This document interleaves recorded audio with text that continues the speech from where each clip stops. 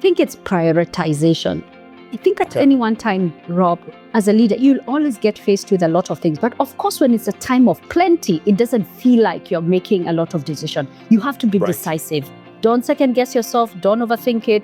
Make decisions. That's what your staff are looking for. They're looking for you to make a decision. Obviously, you need to make the decision with your team and make sure that there is consensus, but don't get into a lot of consensus building and then, it takes very long. Prioritization. This is Dr. Rob Harter with the Nonprofit Leadership Podcast, Making Your World Better. What does it take to be an effective nonprofit leader today? What are the biggest challenges? What are the biggest obstacles? How should nonprofits fundraise in an economy that is constantly changing? All of these reasons combined led me to start this show. And it's my hope that through this series, people can learn not only what it takes to be an effective nonprofit organization, but to hear from effective leaders who are successfully making a positive impact in their communities. We hope you enjoy the show, as together we hear how they are making their world better. Welcome to the Nonprofit Leadership Podcast with Rob Harter. I'm Mike Lee. I live in Washington, D.C., and I'm a listener just like you. We are all on a leadership journey, looking for ways to learn and grow. Each week, I look forward to hearing Rob's latest discussion with his guests. I invite you to join us. Thanks for listening. Now here's Rob.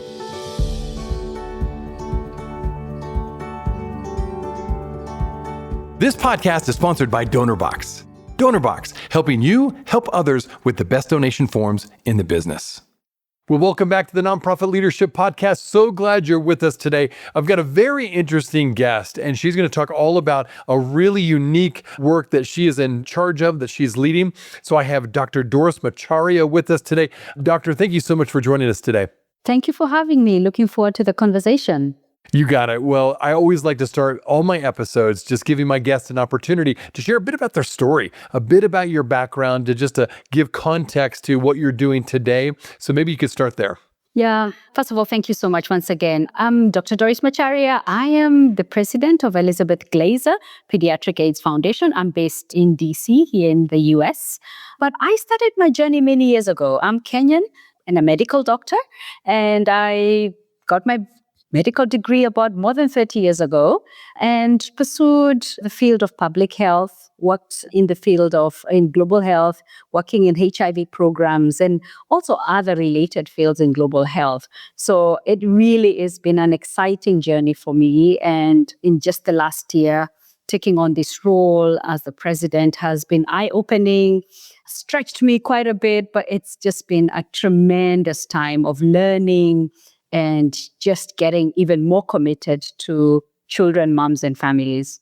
Well, they love hearing about your background, and we'll kind of probably come back to that a little bit in terms of how it applies to what you're doing now. Now, it's interesting. I thought that as I learned about your journey a bit, and when you jumped into this role, you stepped into this role as international assistance cuts were already hitting your organization as well as many other nonprofit organizations. So there was no runway, no typical onboarding. You were new to both the organization and to the country. Maybe you could get us into those first couple of weeks on the job. What was that like? And tell me about how you worked through that. Yeah, that was really tough. I think one saving grace was I have spent most of my career in global health. I'd spent my beginnings in public health in the area of HIV and AIDS, starting new programs in Kenya, in South Africa, and other countries. So the particular area was not necessarily new to me. What was new was what was happening in our field at that particular time last year.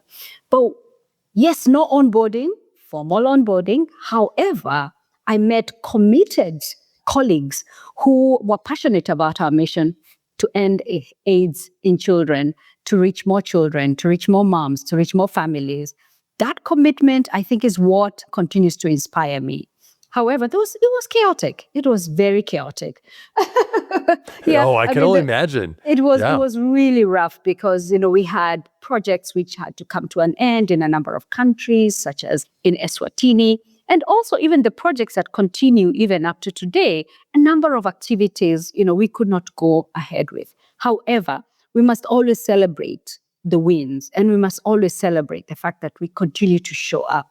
So whereas that beginning time was tough, I think it was the fact that I think as an organization, it was easy to go through that because of the commitment of staff, the mission, the fact that even among board members, staff, and communities which you could not let down, we couldn't say, hey, this has happened. I'm sorry, we can't do this. Absolutely not. It was, how can we do this together? How do we continue to work with the ministries of health? So it really enabled me to think, how do we continue supporting our mission beyond and through these funding cuts and make sure that we don't lose sight of children and moms and community members?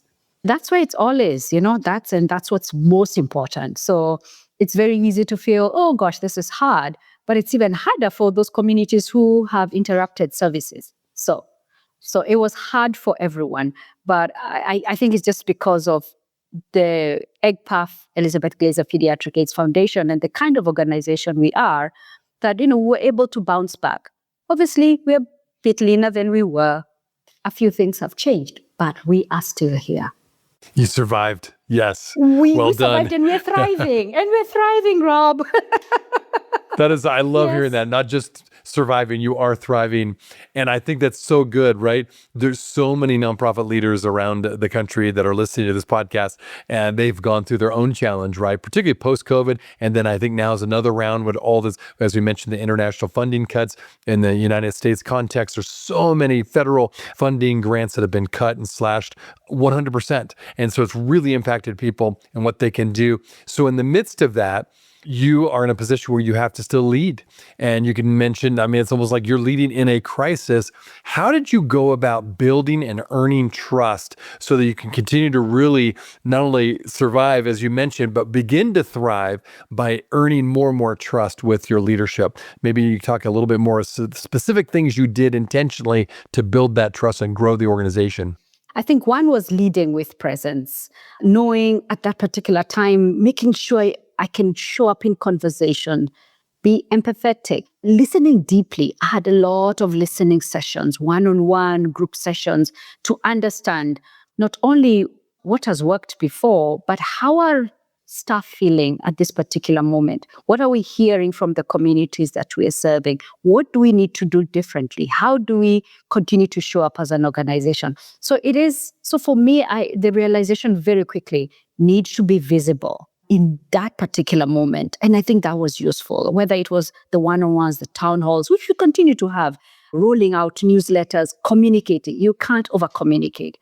Silence was not an option. The second thing was being honest about our challenges. We knew where we were. We have lost some work, we've lost a lot of activities.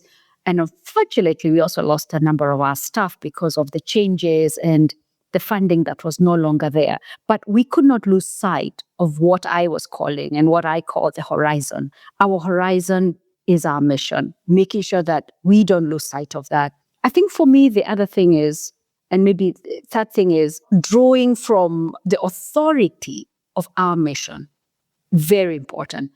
It's very easy to think, oh gosh, I'm the president and all that. But it's really thinking, what is bringing me here?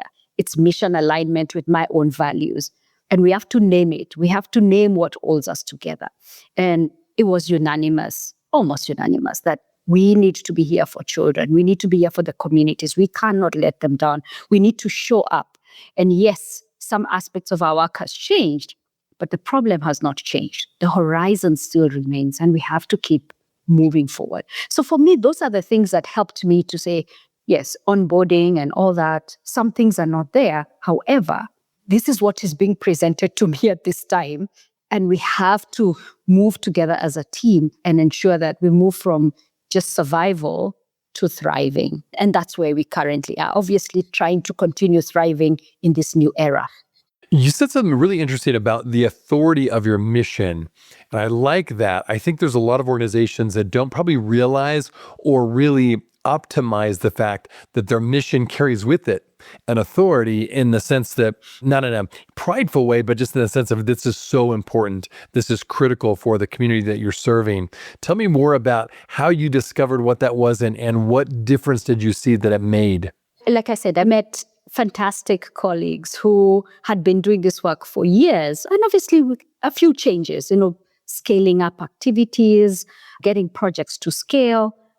But the mission hasn't changed. We've not yet reached zero infections among children. We still have HIV being transmitted from mother to child, what we call vertical transmission. Our job is not finished yet. And for me, that's the authority of the mission, that it's very easy to wallow in pity and like, oh, what do we do? But our mission tells us what to do. And that's where the authority is. And that's what we move ahead with. And right now, we are doubling down on our mission because we know it's critically important. And that's what we do best. And we must continue to show up for children. And we must continue to show up for moms. Absolutely. So that's what I mean by authority. That's the authority, not we are doing this because it feels good. It's not about that. It's really at the heart of what we do and who we are as an organization. Yeah. It's interesting hearing about your story a little bit, that you really started working in Nairobi with HIV patients when there really wasn't any effective treatment available. Talk about how you led under really extreme scarcity, when the sense that there really isn't these effective treatments that are out there, that there's a lot more now. But talk about that, because that's difficult, of trying to accomplish a mission where basically had limited resources for effective treatment. Oh, Rob, you're taking me back to some really interesting times in in the Yeah, some memories, huh? good memories too. In the late 1990s, I had trained to be a doctor, and I thought, wow, I'm just going to do my stuff with patients. I'll be this good, great physician, and that'll be that. But the patients we were seeing, even as we are admitting patients in the large hospital in Nairobi, which is the Kenyatta National Hospital, the diagnosis was majority was HIV. And they were coming with all sorts of opportunistic infections, TB, Kaposi sarcoma, and many, many others. At that time, we could do a HIV test, and then we had our ABCs, just to remind everyone: abstinence, be faithful, and use condoms. That's in the public sector. At that time, we had antiretroviral treatment, we had AZT, but it was not available in the public sector. So when I got called by the Centers for Disease Control and Prevention and said, Doris, help us think through how we can pull together a program.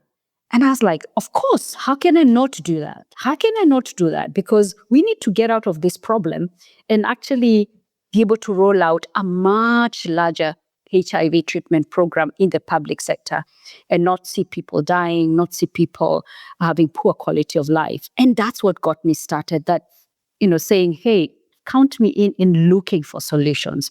Count me in for really thinking about putting the patient first. And I think that's what got me started. And, worked with the CDC, rolled out a treatment program, HIV treatment programs in a large slum in Nairobi, the Kibera slums. And this was done in partnership. Again, realizing team effort really counts. You cannot do this on your own. You need funding, you need teams, you need different people with different skills to make sure that you're able to deliver up to the patient. So that to me was really incredible. And I remember looking back and thinking, I would have not done this if I was just a clinician by myself, right?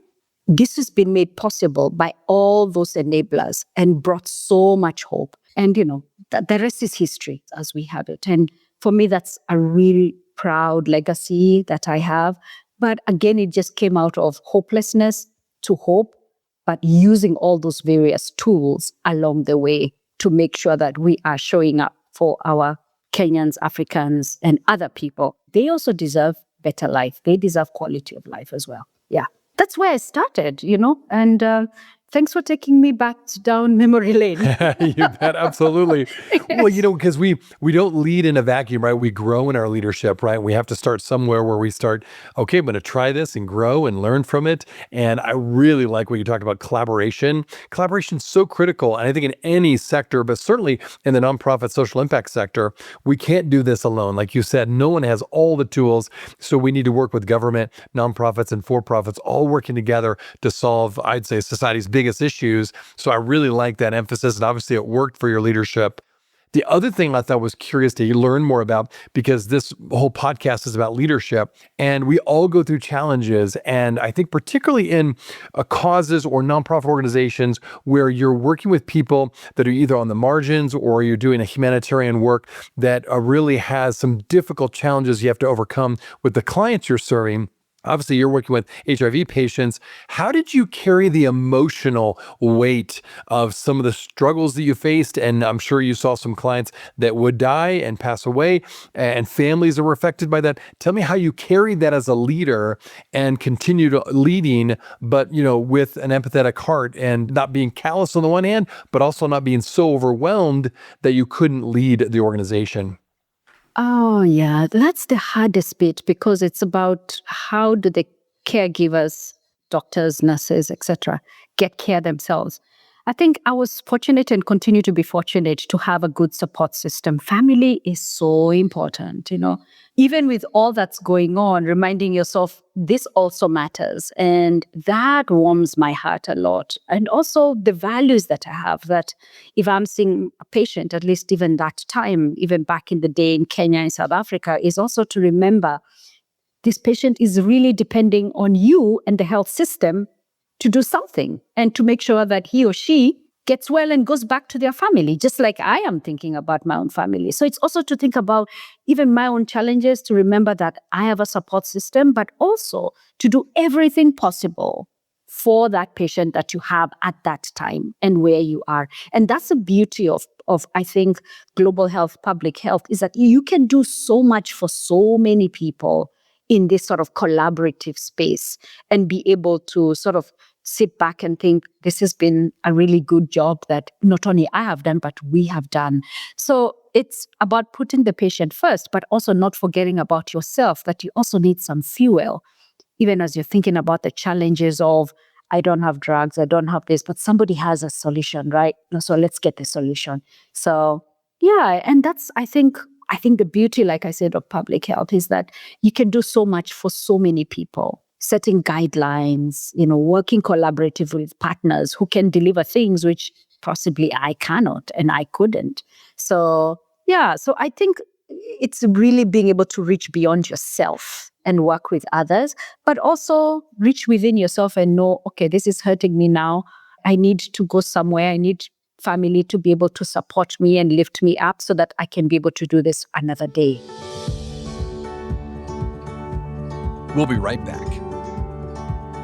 Are you looking for an easy and effective way to boost your nonprofit's donations? Well, look no further than DonorBox, the online fundraising platform that streamlines your fundraising efforts, maximizes donations, and simplifies giving for your supporters. With DonorBox, you can create beautiful donation forms, accept digital wallet payments, track donations, and send auto receipts. And the best part? There are no setup or monthly fees and no long-term contracts required. So what are you waiting for? Visit donorbox.org today to get started. That is www.donorbox.org.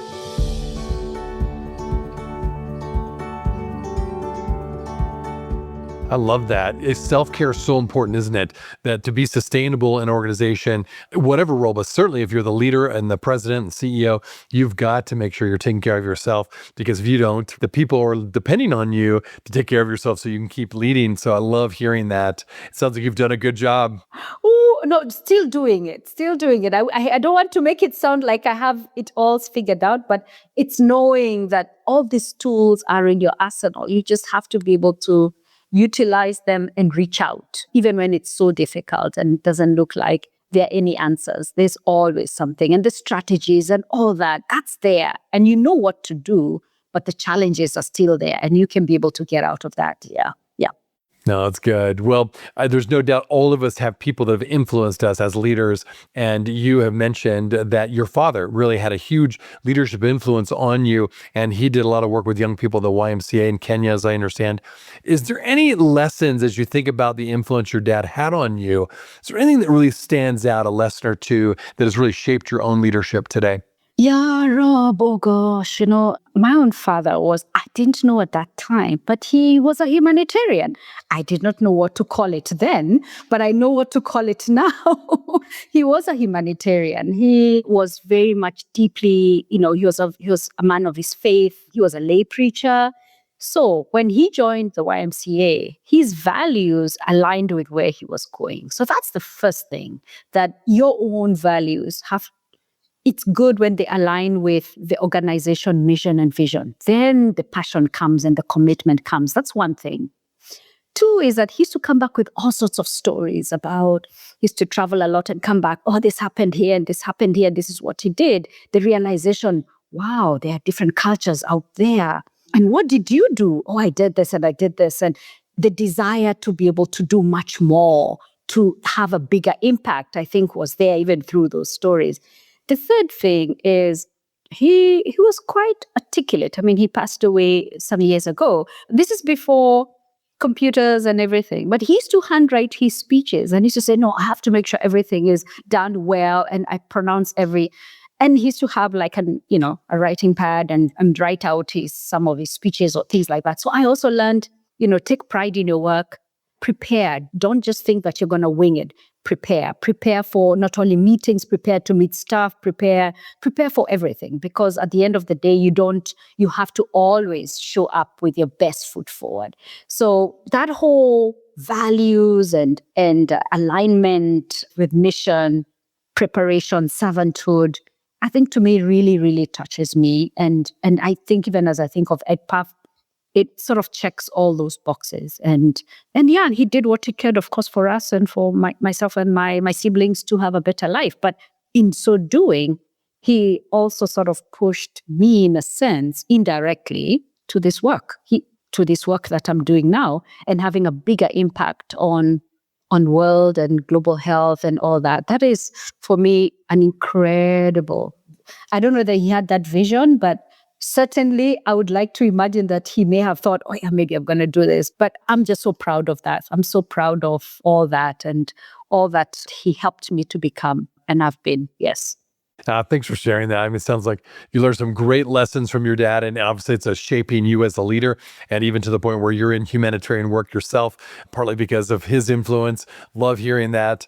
Well, you've been in this particular role now a little bit over a year. What are some of those things you really feel like you've learned in terms of the models you've created, the partnerships, any of the relationships with governments or communities that you have learned this is how you do it to be more effective? Anything you want to share in terms of advice for those listeners who are trying to do the same in their own context in their own nonprofit organizations? Yeah.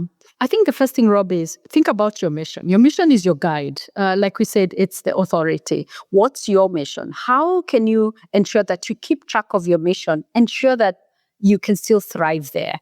One thing for me is towards the end of 2025, with the realization we're having these funding cuts, the ship has sailed, so to speak. It's not going back to where we were in 2024. It's different.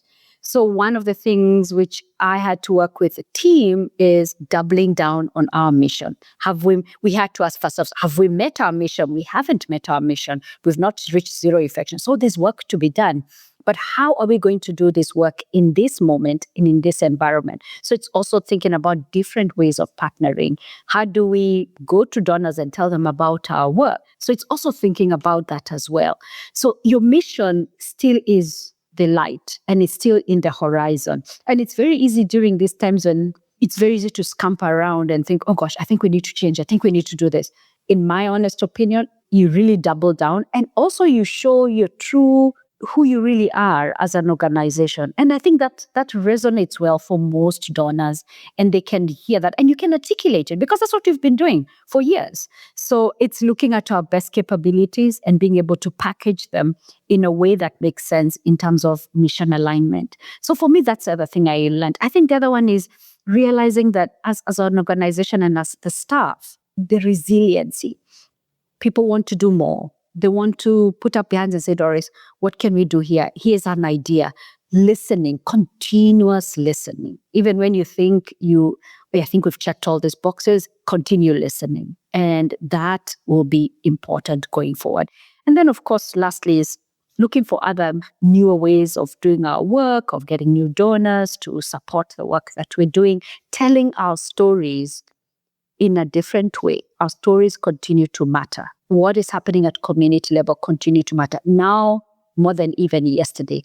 Making sure those stories really show up, not only for our own staff, for our donors, but even for policymakers as well, so that they can also see, oh, this is what our money is. This is the impact of our money. Yes, and this is what it's doing. And if you do the following, we can be able to reach that generation which has zero new infections among children. So doubling down is very scary, but I honestly think it's the right thing to do. And then we look for other capabilities. Now you can say, what else do we need? And how do we need it? How do we get more efficiencies and things like that? So it's just been an incredible time of learning and growing from a personal level, but also as an organization. Well, I'm guessing, so some of my listeners may be in a place where maybe it's not quite as dire as when you first came into your role, but they're facing similar challenges and they're really dealing with financial issues, fundraising issues, staffing issues, you name it. If there's someone listening and they're hearing your story, is there any recommendations when it comes to feeling like you've got multiple challenges on multiple fronts? What is the way they should tackle the issues? Should they focus on one and then the next sequentially? Should they try to tackle them all with help, all kind of at the same time? Or what kind of advice would you give them when it comes to when a leader is feeling like they're being hit by multiple issues and multiple challenges? What have you learned along the way that has helped you stay focused and to move forward? I think it's prioritization. I think at any one time, Rob, to be very honest with you, as a leader, you'll always get faced with a lot of things. But of course, when it's a time of plenty, it doesn't feel like you're making a lot of decision. You have to be decisive. One of the things I learned way back in Kenya when I was, treating patients in the large hospital there is you have to make decisions with scarcity of data. You have to. And of course, you get better at it. So don't second guess yourself. Don't overthink it. Make decisions. That's what your staff are looking for. They're looking for you to make a decision. Obviously, you need to make the decision with your team and make sure that there is consensus, but don't get into a lot of consensus building and then, it takes very long. Prioritization. But also, where is the shoe pinching? If I can use that, where does your shoe pinch? For instance, we had to scale down we had to be a much leaner team. Number two, we had to think about our office space. Do you need all this office? I don't think so. We can move. Does moving change our mission? No, it doesn't. We just change our location and let people know. Let me say in quotes, the small stuff, because if that's what is the painful part, if that's where the shoe is pinching, you must take care of it. And then work with your team, divide and conquer, prioritize what is most important. You need to increase and diversify your revenue. We are doing the same thing. We need to get new talent. We need to move on quickly, make decisions quickly. Don't wait for a lot of information. It's never going to happen. You need to be bold enough to make those decisions. But your staff and your team will help you move along. And once they get the vision, they will be like, as you're pulling all these levers, they'll be the ones holding your hand to pull up the lever and to pull down the levers. So that's how I see things. And I do think it's boldness and being courageous, but also ensuring that you have the experience to be able to walk through this, and you have to believe it that way. Yeah, and the organization has the resilience and the mission. So you just have to show up and be able to lead and move forward. Well, you've shared some great insights with all of my listeners today. So for those who are listening and want to get to know a little bit more about you, maybe more about the organization, the foundation you work for, where would you send them? Oh, that's lovely. Okay. We are Elizabeth Glaser Pediatric AIDS Foundation. Our website is www.pedaids.org. We are also on Instagram. Our handle is EGPAF, EGPAF. You can find us there, and we're also on LinkedIn. Please engage with us on our socials. Please come to our website, learn more about the work that we're doing.